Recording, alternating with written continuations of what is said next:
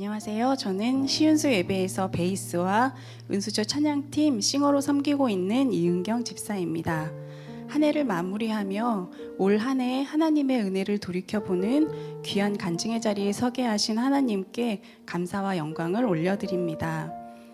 얼마 전 CBS 방송 맛있는 교회 촬영에서 짧게 말씀드린 것 같이 제 큰 아이는 담도 폐쇄증이라는 희귀 난치성 질환을 가지고 태어났습니다. 아픈 아이를 키우면서 참 많은 것을 보고 겪었지만 그런 상황이 아니었다면 관심도 없었을 들어본 적도 없는 수많은 희귀 난치 질환과 여러 장애로 고생하는 환자와 그 가족들처럼 의료 사각지대에 놓인 많은 사람들의 고통을 결코 알 수도 없고 관심조차 없었을 것입니다. 우리 아이의 병은 아이가 태어나던 무렵에는 치사율이 아주 높았던 병이었습니다. 1980년대에 우리나라에 수술 방법이 들어왔기에 그 전에 태어난 아이들은 2살이 되기 전 100% 모두 사망하고 없고, 그나마 90년대에 간이식 수술이 조금씩 성적이 좋아지며 생존율이 조금 나아졌지요. 그래서 성인으로 살아있는 사람이 손에 꼽을 정도로 희박하답니다. 그러다 보니 저는 어른 장례식보다 아이들 장례식을 더 많이 다녔습니다. 그렇게 병원에서 오래도록 같이 지내온 아이들이 하나둘 먼저 떠나는 모습을 보며 언젠가 내 아이가 내 옆에 없을 수도 있겠구나 하는 생각에 어떻게 살아가야 할지 막막했던 때도 종종 있었습니다. 지난 9월 갑자기 시연이가 열이 나는 바람에 서둘러 병원 입원 준비를 하고 서울에 있는 병원으로 달려갔었습니다. 의료 분쟁으로 인해 전공의들이 없는 요즘 응급실에 가는 것이 힘들다는 뉴스가 연일 쏟아져 나오고 있던 때라 가는 동안 손발이 다 덜덜 떨리더라고요. 코로나 때도 응급실에 들어가기 위해 실랑이를 하다 조금이라도 지체가 되면 그러는 사이에 온몸에 균이 퍼져서 폐혈증이 오곤 했거든요. 급히 중심정맥을 잡고 온몸에 주렁주렁 많은 줄들이 달리고 승합제를 써서 강제로 혈압을 올리며 또다시 죽음의 직전에서 피말리는 시간을 보내야 했던 기억이 있기에 중보기도를 요청하고 가는 길에 계속 기도하며 병원에 갔었습니다. 다행히 전공의 이슈로 일반 환자들은 전혀 받지 않았고 담당 의료진들과 사전에 연락이 되어서 중증 환자로 분류돼 다른 때보다도 훨씬 쉽게 응급실에 입원할 수가 있었습니다. 그리고 전공의가 아닌 경험 많으신 교수님들이 응급실 당직을 돌아가며 서고 있던 상황인지라 타 외과 교수님이 시연이 차트를 보게 되었고 현 담당 젊은 교수님을 조용히 불러 이 환자는 왜 아직도 이식을 안 시켰냐고 물어보는 바람에 안일하게 생각했던 간이식 이야기가 본격적으로 나오게 되었습니다. 이식 이야기를 처음 들었을 때는 무엇을 어떻게 해야 할지 아무 생각도 들지 않았습니다. 큰 돈이 드는 수술인데 모아놓은 돈도 전혀 없었고 딸과 둘이 일하던 카페는 둘 다 입원해야 하는 상황이고 장기간 입원인데 둘째 딸은 어쩌지? 집은 머리에 버퍼링이 걸린 것처럼 버벅대고 굴러가질 않더라고요. 하나님 어떻게 하죠? 하나님 저 어떻게 해요? 복잡한 마음에 환우의 회장 언니와 통화를 하며 이런저런 이야기를 했는데 새생명 지원센터를 통해 SO일에서 만 18세 미만 아이들에게 간이식 의료비 지원을 해주는 곳이 있다고 일단 거기에 넣어보자고 하더라고요. 이미 성인이어서 해당 사항이 없기도 했지만 그것 외에도 제 앞으로 작년부터 사업장이 있었으니 지원이 될 것 같지 않았어요. 그때 순간 사업장 명의 변경 후에 올해 처음 종합소득세를 신고했을 때 세금이 전혀 나오지 않았던 것이 생각났습니다. 요즘은 거의 카드로 결제하다 보니 세금을 적게 내려고 매출액을 속여 신고하거나 할 수도 없는데 말이죠. 하나님께서 지금보다 훨씬 더 전에 이 일을 아시고 이미 그때부터 준비해 주셨나? 하나님의 큰 그림인가? 하는 생각이 들었습니다. 또 하나의 문제는 시연이를 20년간 봐주시던 교수님이 내년에 정년퇴임으로 교체가 될 예정인 터인지라 그 밑에서 함께 봐주시던 젊은 교수님이 간이식 이야기를 먼저 꺼냈기 때문에 여태 봐주시던 교수님을 빼고는 이식을 할 수가 없었습니다. 하지만 기존에 봐주시던 교수님은 자신의 간으로 최대한 가지고 살아야 한다고 생각하고 계신 분이시라 아이들 중에는 급격히 안 좋아져 이식 이야기가 나올 때면 너무 늦어 수술도 못 받고 죽었던 아이도 봤기 때문에 과연 허락하실까 였답니다. 물론 빨리 받는다고 좋은 것은 아닙니다. 간이식 이후에 잘못되면 그것으로 정말 다 끝이기도 했고 간이식 자체만으로도 평생 면역 억제제를 먹어야 하는 또 다른 커다란 질병이라고 말씀하시곤 했었거든요. 하지만 저희 환우의 엄마들끼리는 병원서 이식 이야기가 나오면 미련 가지지 말고 지체하지 말고 수술하자는 이야기를 해왔고 망가진 간으로 인해 다른 장기까지 고장나기 전에 그리고 좀 더 좋은 컨디션의 이식을 받아야 예후가 좋기에 이야기 나왔을 때 해야 할 것 같다는 생각이 들었습니다. 매장도 하루 닫고 상담하러 가서 진료실 앞에서 기다리는 동안에 하나님께서 이 모든 상황을 여신 것 같으나 뜻이 아니면 멈춰주시고 하나님 계획이시면 통과하게 해주세요라고 기도했습니다. 하지만 진료실에서 교수님은 아직 조금 더 버틸 수 있는데 이식 수술이 성형 수술도 아니고 하고 싶다고 하는 그런 수술이냐며 된통 혼나고 말았어요.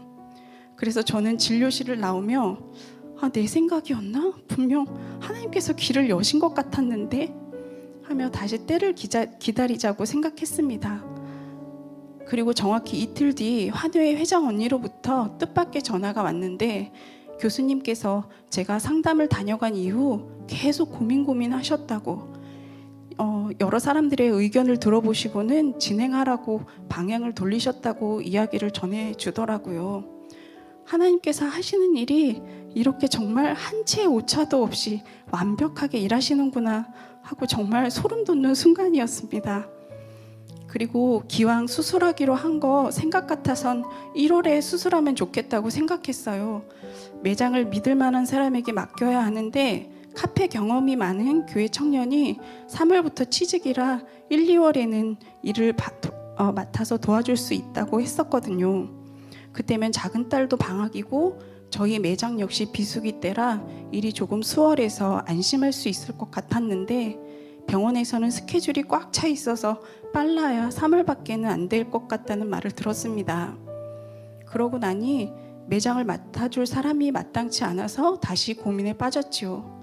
그 사이 제 간 적합 검사가 있어서 많은 검사를 하는데 예전부터 혹시 모를 일에 대비했던 것이 정말 너무나 감사하게 퍼펙트 하시네요 라는 말을 들어서 참 감사했습니다. 그리고 앞서 신청했던 의료비 지원은 사업적 문제로 말은 조금 있었지만 소득이 많이 잡히질 않아 지원해 주겠다고 연락이 왔답니다. 하지만 큰 돈을 지원해 주기에 수술에 관한 모든 비용이 다 해결될 줄 알았는데 병원에 입원하여 사용한 금액에 대해서만 지원이 된다고 하더라고요. 입원하기 전 검사비만도 이미 300~400만 원이 넘게 들어가고 있었는데 말이죠. 환우의 회장 언니와 그런 부분을 다시 통화했고 될지 모르겠지만 희귀질환 연합회에도 서류를 넣어보자 하여 추가로 서류를 보냈습니다. 모든 지원이 환자에게만 맞춰져 있는 상황에 기증자는 검사비도 많고 수술 후 회복 때문에 경제활동도 어려워 지원이 꼭 필요하다 어필해 왔던 것이 너무도 감사하게 불과 얼마 전 월요일에 지원해 주기로 결정이 났다고 연락이 왔습니다. 그것도 제 생각에는 많이 나와야 한 300에서 500만 원 정도라고 생각했는데 1,000만 원 한도 내에서 사용한 비용 전액을 지원해 주겠다고 연락이 왔지 뭡니까? 그러면 이식 전 검사비 외에도 수술을 한 후에 한동안 잦은 외래에 약값까지 정말 많은 비용이 들어가는데 이 모든 비용을 다 하고도 남을 정도의 금액이어서 듣는데 눈물이 나더라고요. 이로써 수술에 관한 모든 비용을 하나님께서 정말 차고 넘칠 만큼 채워주셨습니다.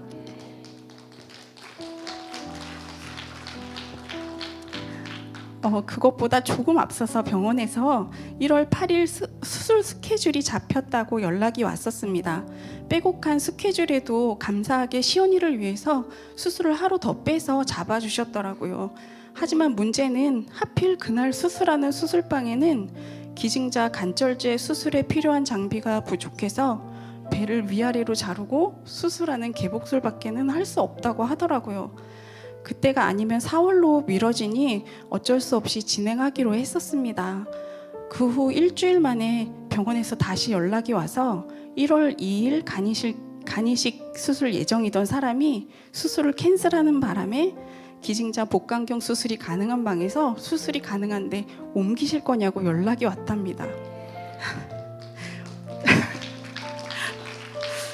우리 하나님이 저를 얼마나 사랑하시는지 큰 수술을 앞두고 수술을 취소하기가 쉽지 않은데 다른 사람의 수술까지 변경해 가시며 회복이 빠른 복강경 수술을 할 수 있게 하셨지 뭡니까? 그리고 수술 날짜까지 원하는 날짜로 정해지며 교회 공동체에서 권사님, 집사님 또 청년들이 제가 없는 동안 매장을 맡아주기로 하여 안심하고 수술을 받을 수 있게 되었습니다. 저는 이번 간이식이라는 큰 수술을 준비하며 여호와 이레의 하나님을 다시 한번 경험했습니다. 우리를 너무 사랑하셔서 고난 중에 고아와 같이 내버려두지 않으시는 임마누엘의 하나님을 경험합니다. 실은 그동안 힘들게 일하면서 유난히 불쌍하고 도움이 필요한 곳을 자꾸 보게 하셨는데 그곳에 물질을 흘려보내다 보니 제 통장엔 돈이 없어서 때론 하나님께 볼멘소리도 하고 그랬었거든요. 근데 하나님께서 누가복음 6장 38절에 주라 그리하면 너희에게 줄 것이니 곧 후이되어 누르고 흔들어 넘치도록 하여 너희에게 안겨주리라.